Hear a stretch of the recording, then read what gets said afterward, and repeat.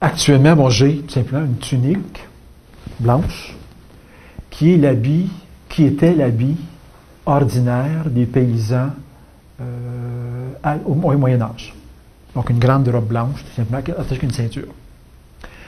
Par-dessus, le paysan mettait une autre pièce de tissu qui était un tablier, qui servait de tablier, que nous on appelle aujourd'hui un scapulaire. Donc il était sur le devant, pour pas se salir en avant, et sur le derrière, pour pas se salir en arrière.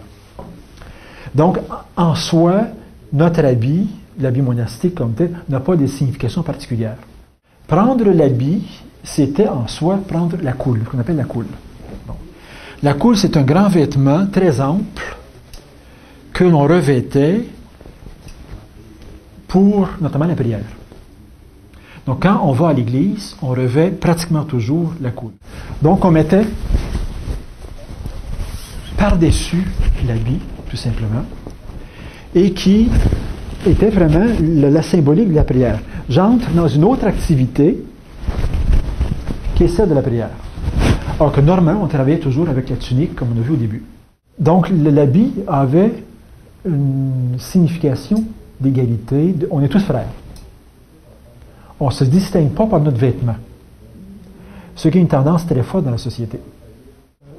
Donc, il y a tout cet aspect aussi de pauvreté, de dépouillement, tout simplement, dans l'habit, qui fait que je ne suis pas constamment à la recherche du vêtement à la dernière griffe, puis à la dernière mode, puis ainsi de suite. Lui, je ne l'ai presque pas mis, mais il est fait à la mode, je ne peux plus le mettre.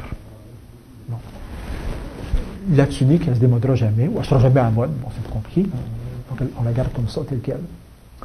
Donc, ça nous coûte, en termes d'argent, très peu cher pour vêtir la communauté dans son ensemble. L'habit dit quelque chose aux autres et surtout à moi-même.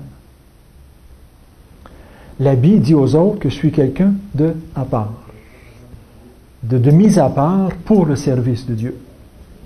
Quelqu'un qui ne vit plus la vie du monde, qui a renoncé au monde pour embrasser un autre style de vie. Qui a renoncé à ce qu'il était dans le monde, son rôle social, son travail, son identité individuelle, pour prendre une autre identité communautaire et religieuse, qui est le moine. Donc il y a toute cette symbolique-là qui m'identifie face aux autres, mais qui aussi m'identifie à moi-même.